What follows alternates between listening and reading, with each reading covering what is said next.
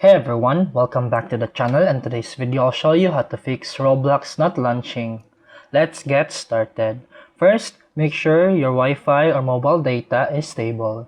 If your connection is weak, Roblox might not load properly. Try switching network or restarting your router.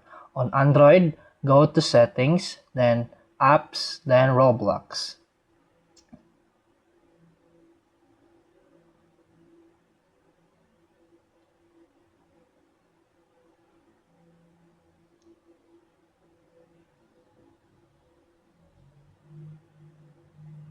And after that, just clear the cache.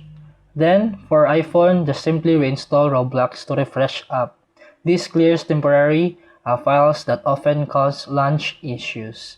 Open the App Store or Google Play Store and check for updates. Then, and after that, tap Update if available. Outdated version can stop Roblox from opening. And that's it for today's video. If you found this helpful, please like and subscribe for more videos. See you in the next one.